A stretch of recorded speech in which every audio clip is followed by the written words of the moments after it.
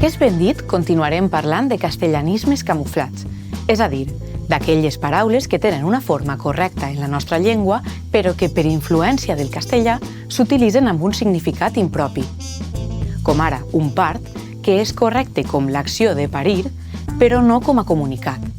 De fet, és un castellanisme reconstruït a partir de parte i dar parte. Hem abordat aquesta qüestió en 2 vídeos més que et convidem a veure.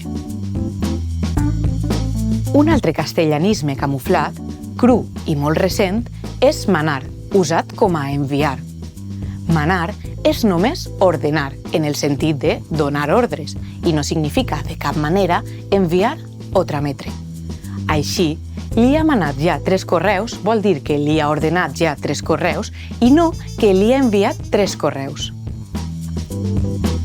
Una manada és un manat o un grapat d'alguna cosa, és a dir, la quantitat que realment o figuradament podem agafar amb una mà, manat, o, dit amb el seu sinònim més intens o animalitzador, amb una grapa, grapat.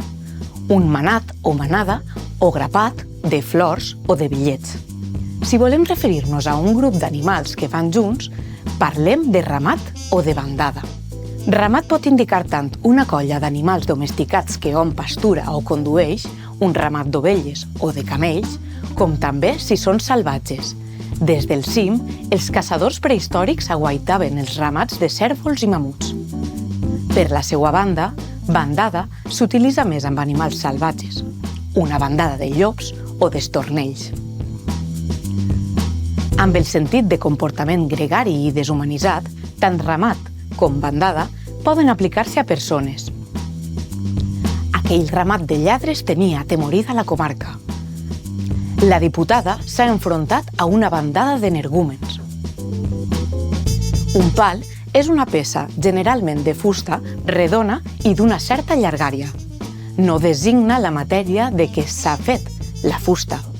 I per això parlarem d'un pirata amb cama de fusta i no amb pota de pal.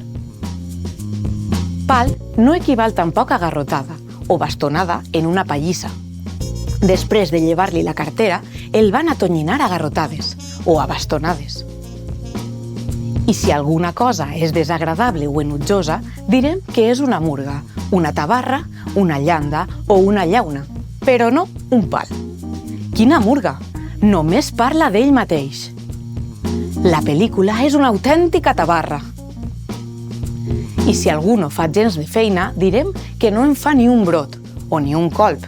Expressions ben populars equivalents al castellà no dar un palo a l'agua. El vestuari és el conjunt de vestits i el lloc on es guarden, privat o públic. Té un vestuari molt reduït, 3 pantalons i 4 camises. El dormitori inclou un vestuari de 20 metres quadrats. Podeu deixar els abrics al vestuari del teatre.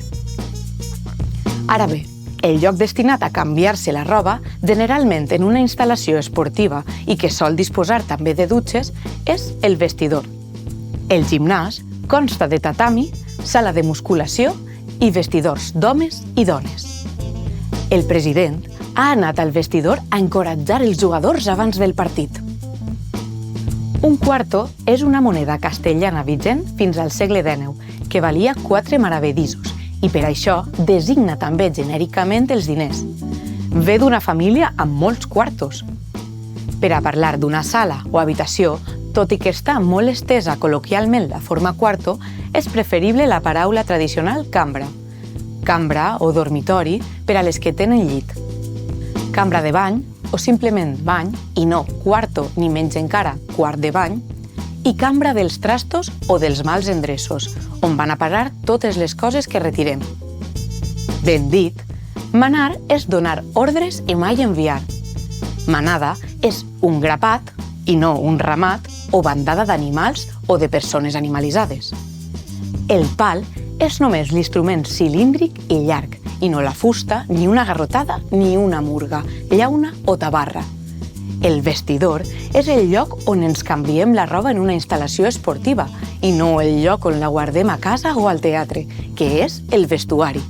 I finalment, en registres formals és preferible cambra o habitació a quarto.